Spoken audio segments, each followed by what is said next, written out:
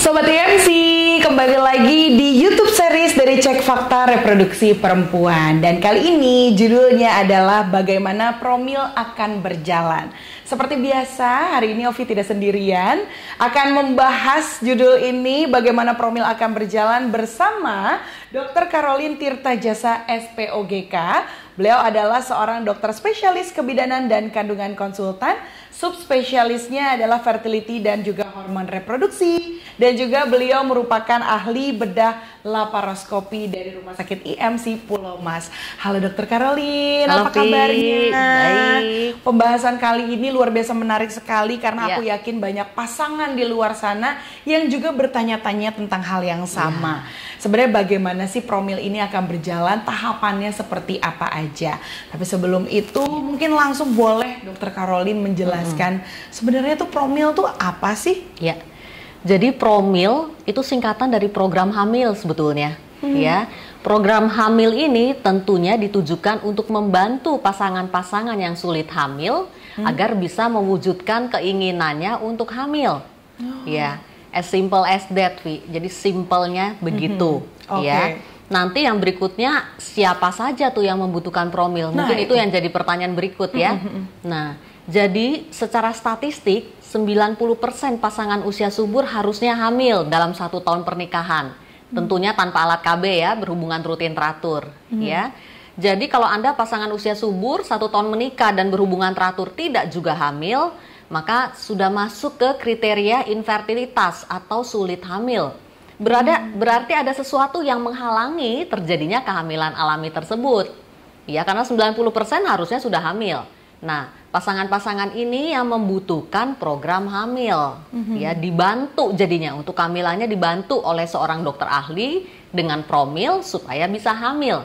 Gitu. Oke, biasanya hal-hal apa sih dok yang membuat seorang pasangan ini jadi sulit memiliki keturunan? Biasanya faktor apa aja? Waduh, kalau ngomong faktor yang menyebabkan seseorang sulit hamil itu banyak banget ya Via. Tapi secara simpelnya kita bagi 3 deh. Ya, faktor suami, faktor istri, dan yang satu lagi ada yang namanya faktor unexplained. Unexplained ini adalah faktor yang sulit dijelaskan atau tidak dapat dijelaskan persisnya. Ya. Jadi 40% penyebabnya dari faktor istri, ya, antara lain misalnya ya gangguan saluran telur, ya saluran telurnya mampet misalnya, ya. Kemudian gangguan ovulasi atau pecahnya sel telur di puncak masa subur tidak terjadi, ya. Atau yang ketiga yang paling sering itu masalah-masalah penyakit tumor kandungan.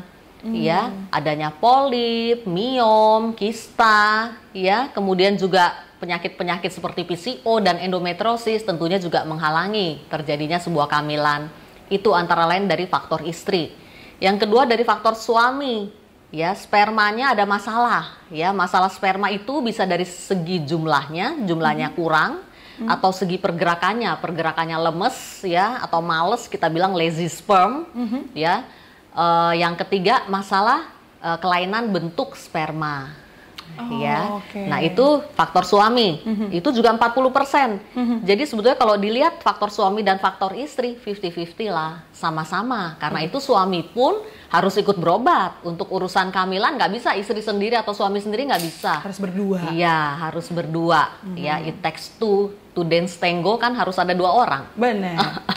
Yang terakhir 20% itu faktor unexplained atau tidak dapat dijelaskan. Jadi 20% kasus infertilitas adalah kasus unexplained infertility. Ya, unexplained infertility adalah infertilitas yang tidak diketahui faktor penyebabnya. Karena semua pemeriksaan dasarnya normal, tetapi tidak hamil-hamil juga. Ya, pertanyaannya kenapa sih kok bisa terjadi unexplained infertility ini? Ya bisa saja. Karena kalau kita ngomong infertilitas, faktornya itu sebetulnya banyak. Ya. Pemeriksaan dasar yang ada sekarang, yang simpelnya aja deh, HSG, sperma, dan hormon, itu paling hanya mencakup kira-kira 70-80% faktor penyebab yang bisa kita ketahui tentunya. Ya, 20% sebetulnya infertilitas itu banyak faktor X-nya. Ya, faktor X ini faktor yang kadang-kadang tidak ada pemeriksaannya. Ya, jadi bisa saja seperti faktor autoimun misalnya, ya, yang diagnosisnya juga sangat sulit dan setelah diketahuinya pun tidak ada obatnya, ya, seperti antibodi anti sperma, ya. Itu juga percobaan atau pengobatan yang ada sekarang masih dalam tahap penelitian sebetulnya, tahap uji coba dengan menyuntikkan sel darah putih dari istri. Ya, jadi itu antara lain faktor-faktor penyebabnya, Vi. Oke, nah kalau tahapan awal untuk sepasang suami istri ini melakukan promil, Dok, apa itu yang harus dilakukan? Jadi yang pertama harus datang dulu tentunya konsultasi awal dengan dokter ahli fertility, ya, supaya promilnya lebih fokus dan terarah. Ya, pada saat konsultasi awal dokter akan mengetahui beberapa hal yang diperlukan sebagai data, misalnya dari usia, lama pernikahan, riwayat operasi sebelumnya atau ada riwayat penyakit PCO atau endometriosis, ya. Kemudian dokter ahli juga akan ngecek lewat USG transvaginal. USG transvaginal itu sebetulnya intinya untuk menyingkirkan keberadaan tumor kandungan seperti polip, miom, dan kista. Ya, karena penyakit-penyakit tumor kandungan ini juga mempengaruhi infertilitas, ya. Itu pemeriksaan dasar di poliklinik itu. Kemudian biasanya dokter akan mengajukan pemeriksaan dasar infertilitas yang tahap lanjut, yaitu HSG, sperma, dan hormon. 3 ini yang wajib dilakukan. HSG untuk mengetahui fungsi saluran telur, ya, tubanya paten atau tersumbat. Kemudian juga sperma analisa untuk mengetahui kualitas dan bagaimana kondisi sperma suami. Ya, kemudian juga yang ketiga cek hormon reproduksi dari pihak istri. Jadi berdasarkan pemeriksaan ini, kalau sudah lengkap, dokter ahli akan menyimpulkan dan menganalisa, oh promil ini yang terbaik untuk pasangan tersebut. Oke, jadi nanti dokter akan berkomunikasi dengan pasangan untuk menentukan gitu ya, Dok. Betul. Ya. Iya. Jadi nggak bisa dari langsung pasangannya ngomong saya mau promil yang ini gitu, nggak bisa ya? Jadi sebetulnya bisa aja karena setiap pasien punya hak atas dirinya sendiri, sebetulnya gitu, Vi. Oh, ya bisa aja. Yang penting diskusinya, komunikasinya. Misalnya, dok saya maunya langsung inseminasi aja, bisa nggak? Ya. Dok, saya maunya langsung bayi tabung aja misalnya biar lebih cepat misalnya. Bisa nggak? Nah, di situ pentingnya komunikasi, dokter akan memberikan edukasi tentunya ke pasiennya. Ya, tentunya akan dijelaskan mengenai opsi-opsi yang dipilih pasien. Ada keuntungannya, ada kerugiannya tentunya. Ya. Nah, setelah semuanya jelas, ya, komunikasinya lancar, pasangan tentunya akan bisa memilih opsi terbaik untuk mereka sendiri. Nah, dokter tinggal ngikutin aja maunya pasien apa, dia akan membantu. Jadi ibaratnya sebenarnya dokter ahli dan pasien infertilitas ini jalan bertiga. Ya, dokter yang akan mengarahkan, oh belok kiri, belok kanan, gitu ya. Nah, hamilnya kapan? Tergantung kuasa Tuhan dan rezeki pasiennya. Benar. Karena untuk urusan fertility, manusia itu cuma bisa usaha terbaik dan doa terbaik, itu aja, Vi. Oke, nah tadi sempat disebutin juga soal insem dan juga bayi tabung ya, Dok. Tapi ada mungkin macam lainnya dari promil selain itu? Ya, jadi biasanya kalau pemeriksaan USG transvaginal dan pemeriksaan dasar fertility itu semuanya normal, ya, dan masih bisa coba pembuahan alami, ya, kita namanya program alami tapi terarah, bukan suka-suka gue, gitu maksudnya, ya. Program alami terarah ini melewati stimulasi ovarium atau pembesaran sel telur, ya, kemudian dicek apakah indung telurnya tersebut respon terhadap stimulan yang diberikan tentunya, ya. Jadi stimulasi ovarium ini menggunakan berbagai macam agen stimulan tentunya untuk membesarkan sel telur, dan respon masing-masing pasien itu bisa berbeda. Ada yang cocok dengan stimulan yang ini, tapi tidak cocok dengan stimulan yang lain. Dan semuanya akan dievaluasi. Yes. Jadi respon indung telur itu akan dievaluasi USG transvaginal tiap H11 dari siklus mens. Di situ dokter ahli bisa lihat, oh respon indung telurnya pasien ini jelek nih kalau dikasih obat ini. Oh bagus nih kalau dikasih obat yang ini telurnya lebih banyak dan lebih besar misalnya. Nah, stimulan terbaik biasanya akan kita pakai untuk tahap lanjut, misalnya mau inseminasi atau mau bayi tabung, jika secara alami nggak hamil-hamil juga. Ya, intinya sebetulnya promil itu move on. Ya, jadi kita nggak nguplek di promil yang sama kalau memang nggak hamil-hamil juga, ya move on lah kita. Karena target hamil, orang makin tua makin susah hamil prinsipnya, karena aging proses pada sel telur terus berjalan. Dan cadangan sel telur kita cuma segitu-segitu aja, nggak bisa ditambah lagi. Ya, makanya kalau saya bilang perempuan itu ada expired date-nya. Cadangan sel telur nggak selamanya segitu. Deadline fertility itu umur 35 tahun. 35 tahun ya dok ya? Iya, itu yang harus diingat. Di atas 35 tahun, angka keberhasilan semua program hamil akan berkurang. Karena aging proses, kesuburan sudah mulai turun, dan sel telur itu sudah mulai berkurang dari segi kualitas maupun kuantitasnya. Karena itu saya ada pesan untuk pasangan-pasangan yang menikah di atas usia 35 tahun ya. Sekarang ini kan banyak wanita mengejar karir dulu. Betul. Iya, betul. Nikah belakangan aja deh, nggak penting gitu. Yang penting karir sukses dulu. Ya. Nah, boleh-boleh saja, itu hak semua manusia ya. Tetapi harus diingat kalau Anda ingin hamil, ya, kalau bisa urusan hamil dan melahirkan selesai di bawah sebelum usia 35 tahun. Ya, jadi kalau menikah di usia 37 tahun atau 38 tahun misalnya, nggak nunggu 1 tahun tuh definisi infertilitas. 6 bulan aja nggak hamil setelah pernikahan dan berhubungan alami, segera datang ke dokter ahli untuk dibantu kehamilannya biar lebih cepat. Sebelum telurnya habis. Iya, nah itu ya. Jadi biasanya maksimalnya itu di 35 tahun ya dok ya, untuk betul. bisa memaksimalkan kehamilan seperti itu ya. Tapi kalau tadi sudah alami terara misalnya belum berhasil dok ya, biasanya tahapan berikutnya itu yang aku tahu adalah insem, betul ya dok ya? Betul. Nah itu tahapannya seperti apa sih dok? Jadi kalau usaha alami dengan stimulan tadi tidak berhasil juga, inseminasi sebagai opsi berikutnya. Ya, inseminasi ini sebetulnya pembuahannya alami juga. Cuma bedanya spermanya dicuci. Ya, dan langsung di bypass tuh masuk ke dalam rahim istri dengan kateter kecil yang akan dimasukkan oleh dokter ahli. Ya, stimulasi ovariumnya juga berjalan, tentunya dengan tambahan suntikan biasanya, supaya sel telurnya lebih dari 1 yang besar, lebih banyak, ya, untuk meningkatkan peluang keberhasilan, ya.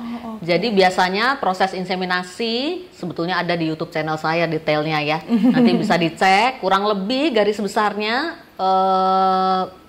dari H2 atau H3, ya, dari siklus haid si istri, ya, dokter akan melakukan stimulasi ovarium, mulai minum obat stimulan, ya, dan suntikan yang sudah diatur dari sebelum siklusnya berjalan oleh dokter ahli. Jadi si pasiennya tinggal mengerjakan saja minum ini atau suntik ini. Nah, di saat H11 dari siklus mensnya, datang ke dokter ahli untuk cek, ya, cek telurnya, bagaimana responnya, ya, ada nggak sel telur yang besar. Ya, ada nggak sel telur yang matang, kita bilang ukuran sel telur matang itu 1,8 sampai 2 cm. Kalau itu kita dapatkan saat USG H11, ya, berarti telur sudah matang, akan disuntik pemecah telur yang menentukan timing of insemination-nya. Nah, sekitar 36 jam setelah disuntik, kurang lebihnya 36 sampai 48 jam dilakukan inseminasi. Jadi pada saat hari inseminasi, datang pagi-pagi tuh si suami untuk mengeluarkan sperma secara masturbasi. Sperma akan ditampung, kemudian dibawa ke laboratorium. Petugas analis laboratorium yang ahli tentunya dalam hal preparasi sperma namanya. Preparasi sperma ini, jadi sperma itu dipersiapkan, di-prepare, ya, untuk prosedur inseminasi. Sperma akan dicuci, ya, dicuci sesuai protokol inseminasi, preparasi sperma. Kemudian dipilih tuh biasanya yang gerak cepat aja, ya.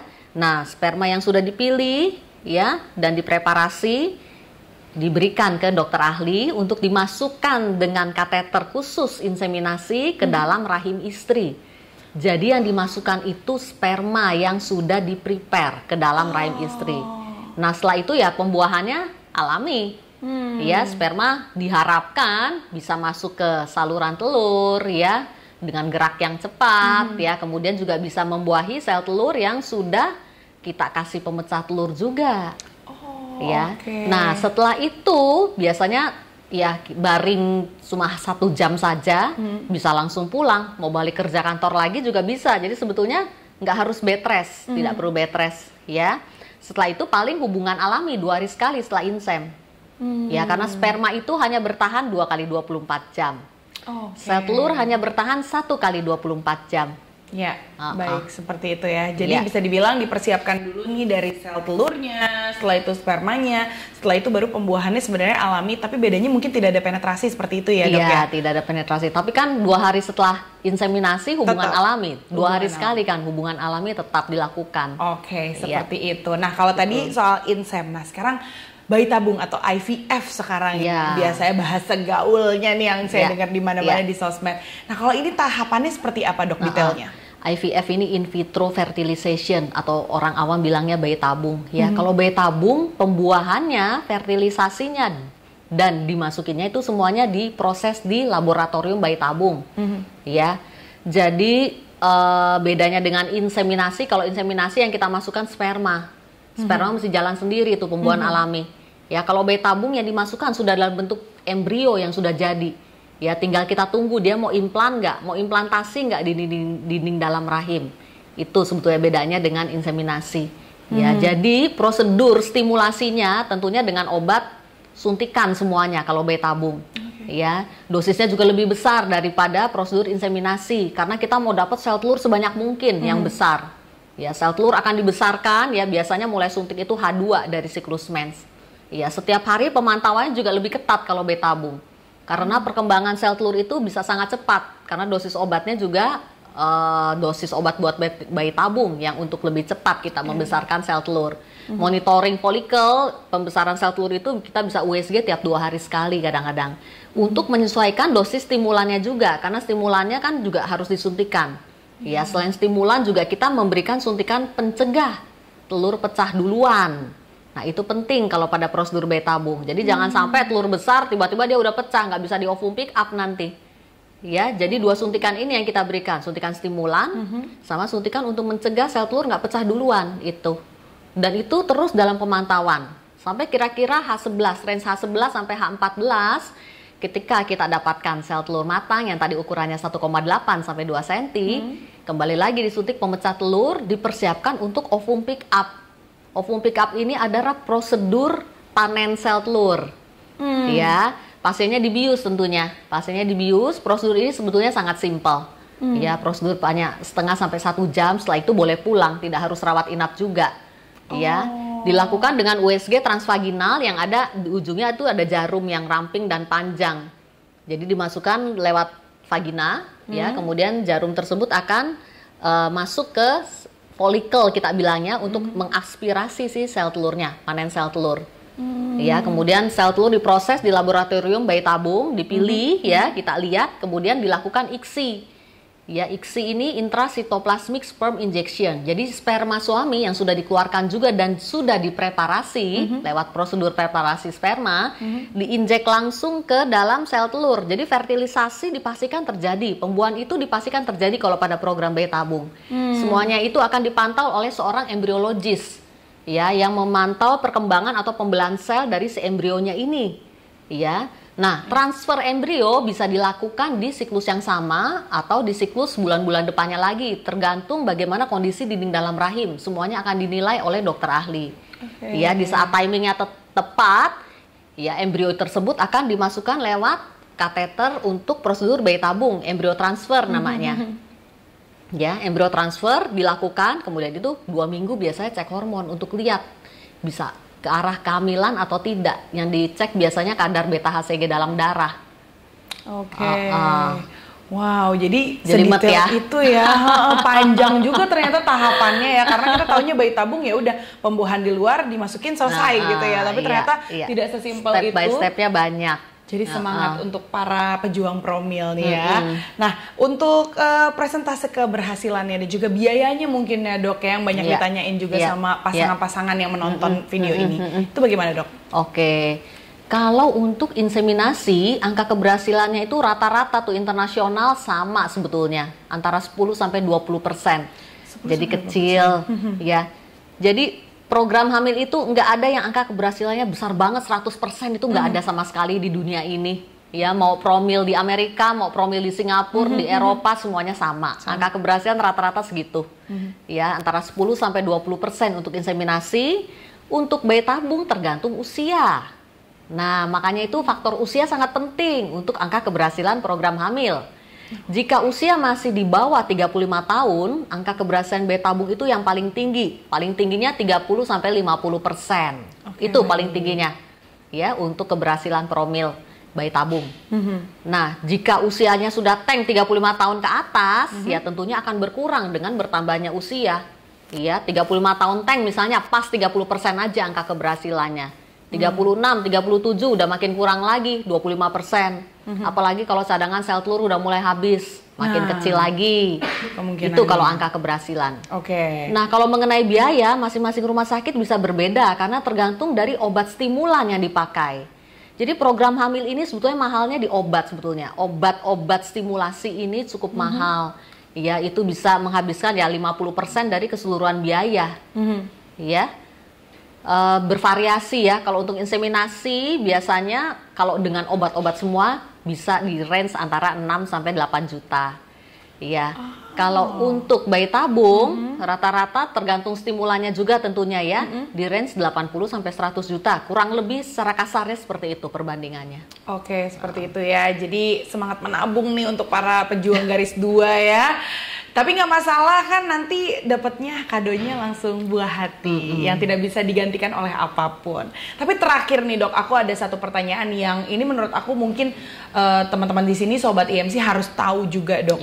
Karena dokter kandungan itu kan ada yang SPOG ya, yang hanya spesialis kandungan, tapi ada juga yang SPOGK atau spesialis kandungan yang konsultan. Nah, perbedaannya promil di dua dokter tersebut apa dok?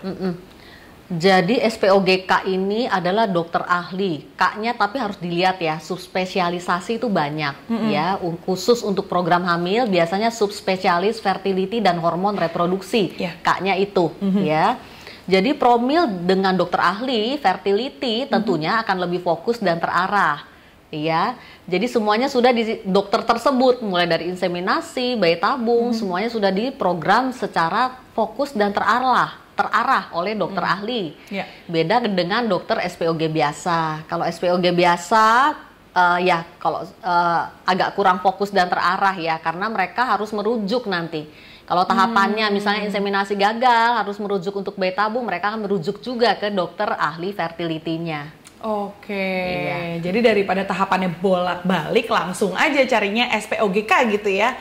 Yang konsultannya adalah fertility dan juga hormon reproduksi. Betul. Seperti itu. Wah, Dokter Caroline luar biasa sekali perbincangannya. Ini padat sekali ya. Sebenarnya banyak banget mungkin yang masih belum disampaikan oleh Dokter Caroline. Mungkin nanti ada episode-episode berikutnya kita ngomongin lagi detail tentang promil. Tapi mungkin terakhir dok, ada yang mau disampaikan untuk para pasangan yang masih berjuang untuk mendapatkan buah hati. Iya.